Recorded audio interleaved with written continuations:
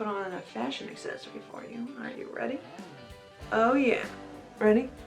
Ready? Oh yeah.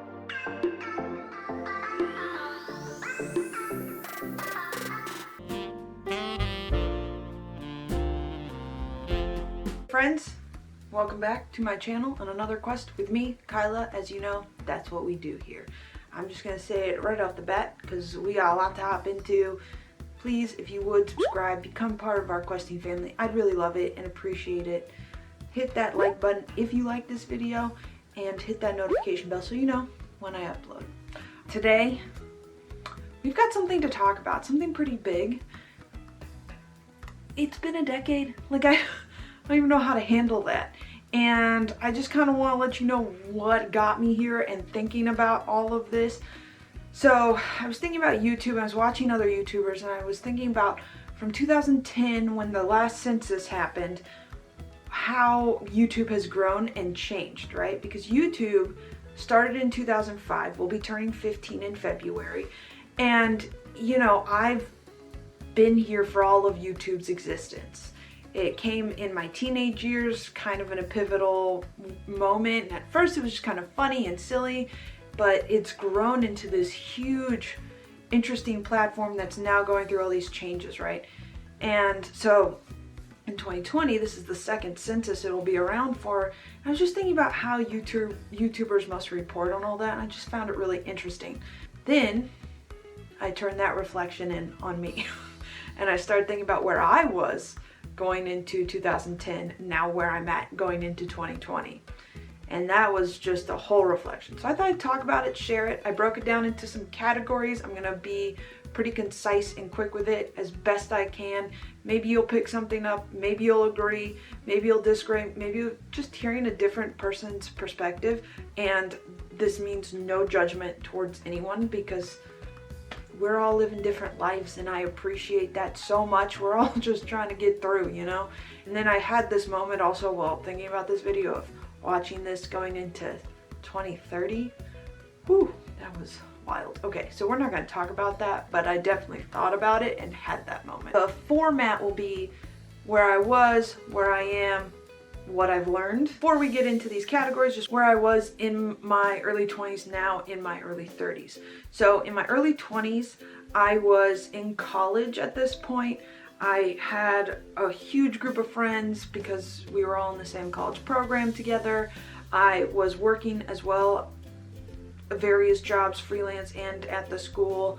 I was also, what else was I doing? Oh, I was just starting to talk to the guy that I dated in my first serious relationship, and I wasn't as tight with my family. I was close with them, but I would say I was not as tight with them while going to school and all that stuff, just because school is hectic and busy. So that's kind of where I was at in my early 20s. Now in my early 30s, I've left the Bay Area, which is where I was previous, but now I'm out of the Bay Area in a place I've wanted to live for about 5 years, which is the Pacific Northwest.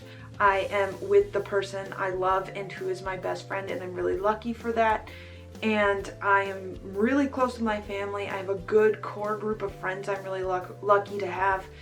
The other thing that's probably a little bit more complicated, difficult for me, I don't know, just isn't as solid right now that was in my early 20s, is work.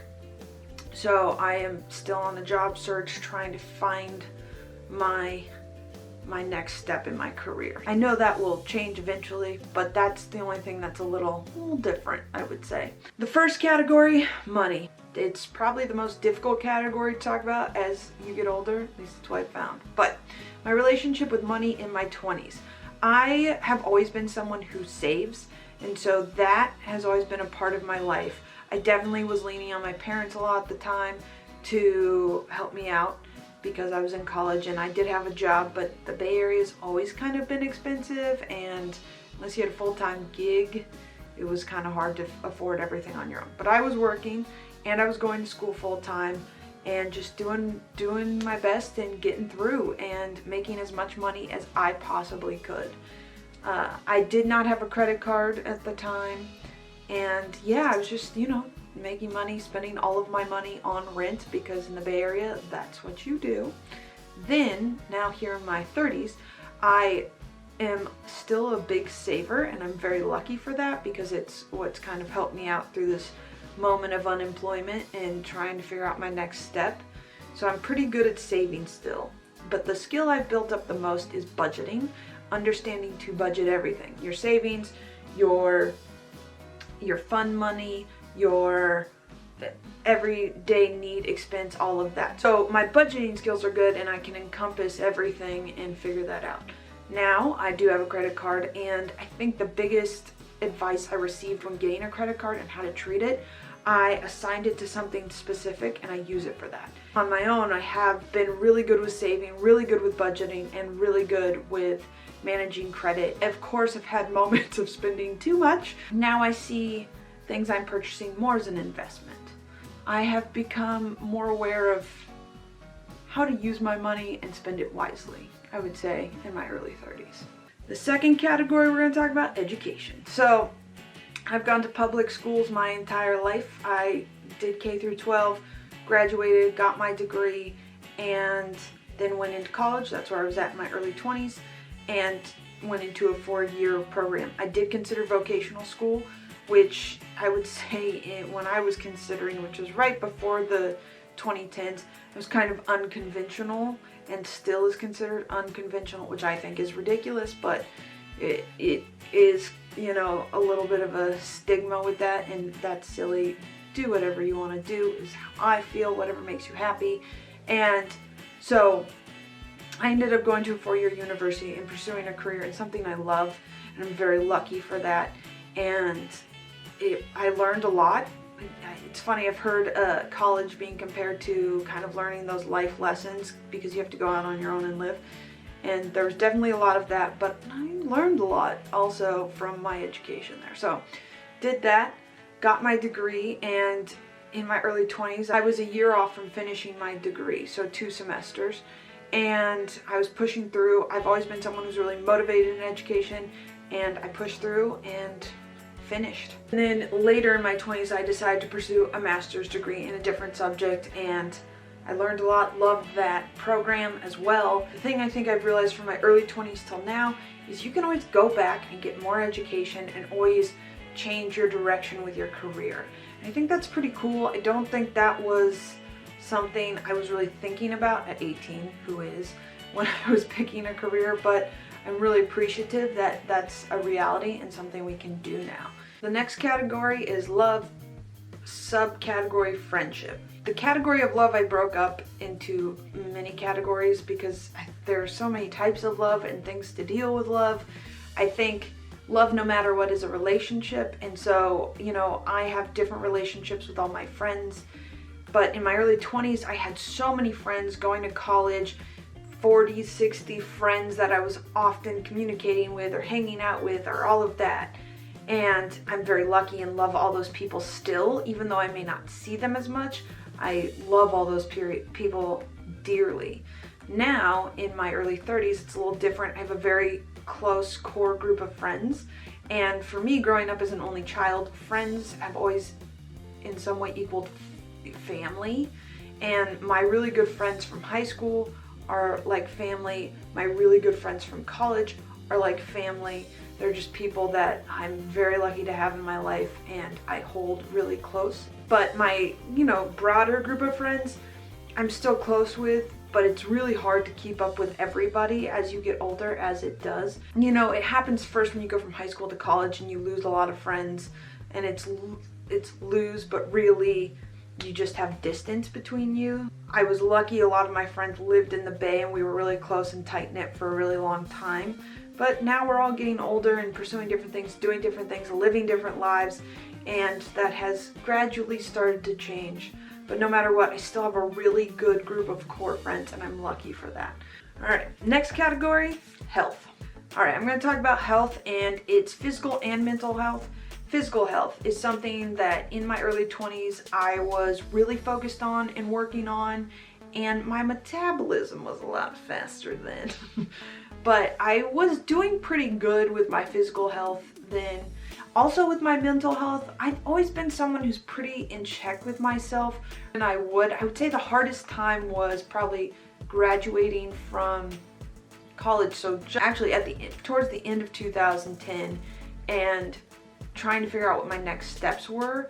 I really was broken down at that time because I didn't know what I was going to do next, and that's tough. And it's interesting, I'm going through that kind of right now, but I have a much more positive outlook on it.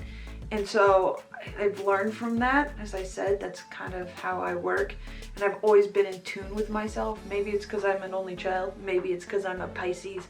As far as physical health, so I am on a journey of kind of really figuring out the balance as I get older of what my diet should be now. Also, your body just changes so much from your early 20s into your early 30s. It is what it is, you know. So I'm just kind of working on how to balance for me and feel healthy and feel good. But I would say from my early 20s to 30s, I've just learned, listen to my body, really be considerate of what I'm eating more than anything else, and to always have some kind of physical exercise involved in your weekly routine. For me, that's a big one and something I've always done, but don't push it too far because you don't want to hurt yourself, you know? But that's what I've learned 20s to 30s, and that my body's going to change a lot as I get older, and I want to do what I can for it to make it healthier now and stay healthy longer. The next category is love, subcategory self-love. This is a big one. It's interesting. In my first video, I'll link it for you, but I talk about this. I talk about how important it is to love yourself before you can love anyone else. Love is about relationships with people, and the relationship with yourself is very important. That's something that I have to work on constantly. But as I just said about health and mental health, physical health, I'm usually pretty in check with myself. So I'm very lucky for that. But it's because I took the idea of loving yourself before loving others on really early in my teenage years. That relationship is so important, the one with yourself, to keep yourself in check, make sure you're happy, make sure you're moving forward and you feel good about the moves you're making and all of that. So I think right now I could be really defeated by the fact that I'm struggling with this job search, for example. But I check in with myself, and I know the reality is I try to be the best person possible, and you know, for me and for the world. But I couldn't do that if I didn't love myself, and I really do. I know I'm a good person, as I said, in trying to be the best as I can be for myself and the world, and that's all I can ask for. Category 6 is purpose and career. You know, at 18, I was asked, what do you want to do with the rest of your life? And I was in love with technical theater, so that's why I pursued it in college. And I love technical theater to this day still. It's an incredible field. But I realized towards the end of my 20s that my purpose really had changed. I was working in a high school. I was teaching technical theater full time. I was the only adult responsible for the technical theater side, and the school had just a demanding schedule, and that's not a bad thing. It's a great thing for the field of technical theater.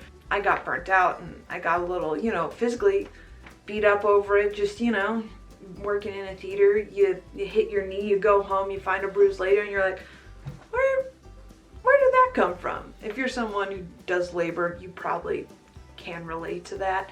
And so I realized, I don't know if this is sustainable for me to do for 30 years. I think about, well, what would my next move be? What do I love? What is something I'm so intrigued by?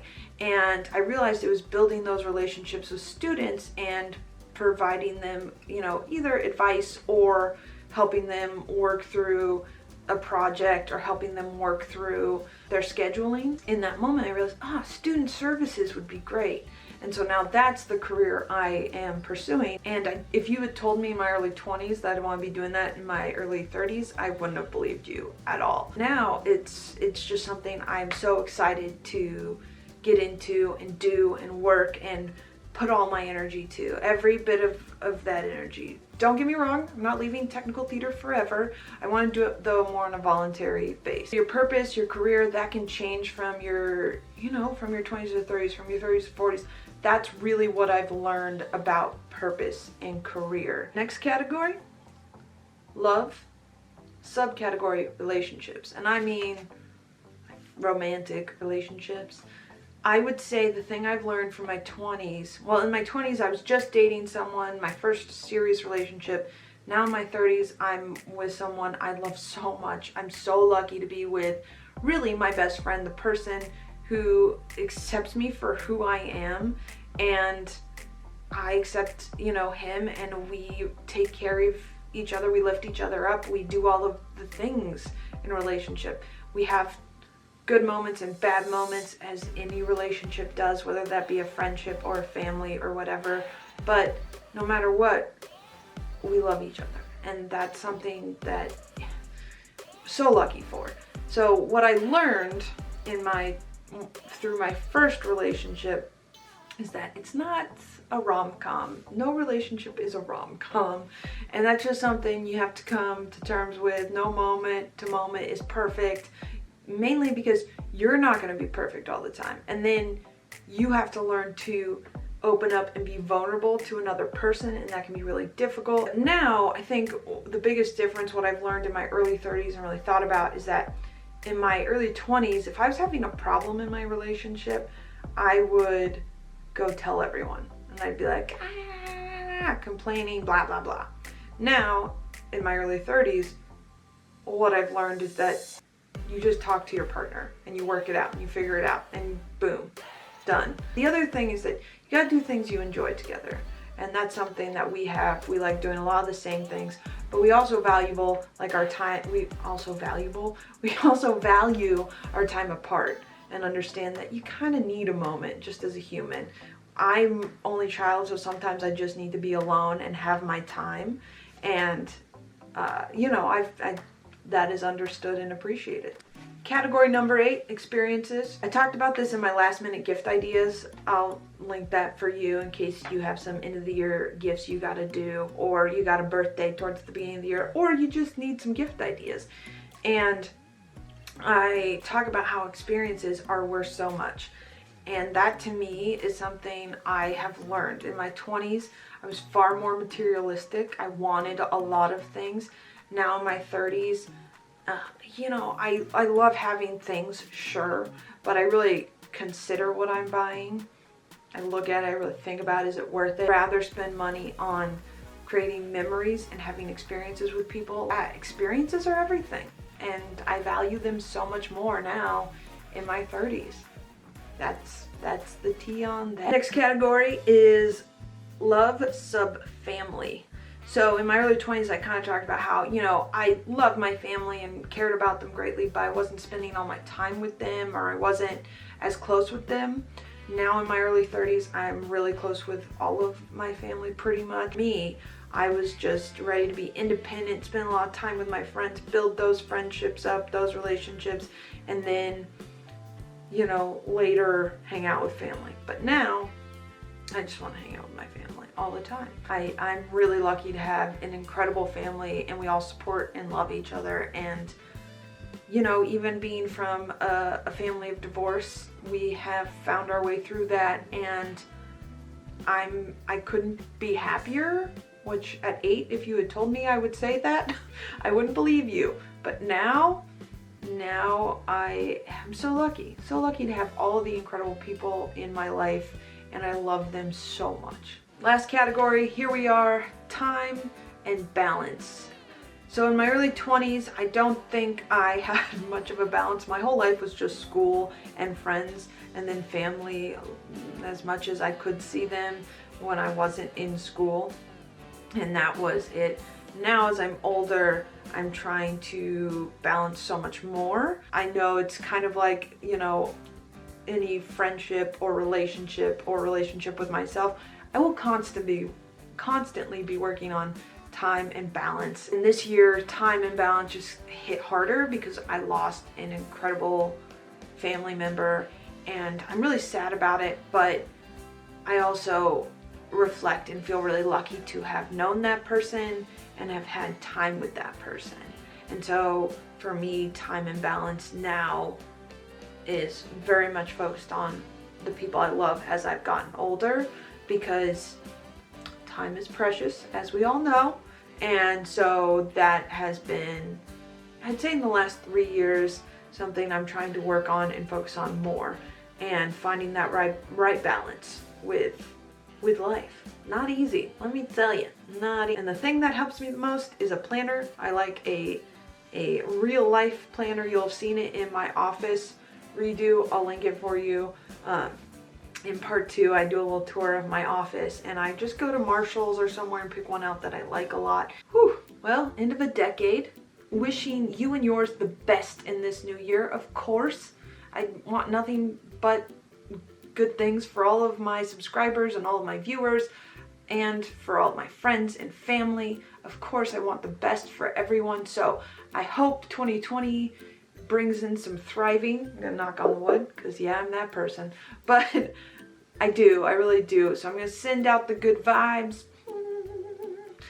to the energy, to the universe, so that way maybe you will be thriving too. I know I'm hoping for the thriving. I'm thriving as in being alive and living, but even more than that, I can thrive more. I can thrive more than that? Yes, I can. I will put on these, I'm gonna put on a fashion accessory for you. Are you ready? Oh yeah. Ready? Ready? Oh yeah, oh yeah, oh yeah, oh yeah. Oh, oh, oh, oh. Aren't you so glad I didn't wear this the entire time? You know what I mean? So a little cheers goes out. This is paper, people. This is paper, don't worry. To you. You hear the clink? Did you? Did you? Ooh. Delicious, delicious. Tastes like air. No calories. Amazing. Anyway, I am, of course, wishing you the best and just so excited for 2020. Honestly, 2019 has been an incredible year, moving the place I wanted to with the person I loved the most. And I'm really excited to just explore this new area and to work here and then give back to the community here and do all of those things. It's been a bit of a tough start, you know, but I know it will change. And I hope you get those things you want in 2020, whatever that may be. And please have a great New Year's Eve if you celebrate. Be safe. I will try to do the same, but have a good time. Do something, you know, New Year's Eve, New Year's Day, whatever, that brings you joy, and hopefully you're with people who bring you joy. I will see you in 2020. Weird. On the other side of this. Wow, we're entering a whole new decade. So, Happy New Year, Happy New Decade. I will see you in 2020. Have a good evening whenever you're watching this, I guess, actually. Have a good day, evening, night. If this is in the future, I hope it was a great New Year's Eve, and I hope it's a good new decade for you, of course. And to my friends and family out there, Happy New Year, Happy New Decade. I can't wait to see you next time, and I will see you soon, I hope, you know. All right, one more time, cheers. Happy New Year, Happy Decade. See you on the next one. All right, I'm gonna drink some more of my paper champagne. Delicious, nothing like glitter in the afternoon. Yummy. Ooh, it's so shiny. Wow. Okay. Happy New Year. Happy New Decade. Oh, hollow. Hollow. Ooh. Okay. The next category is love, sab.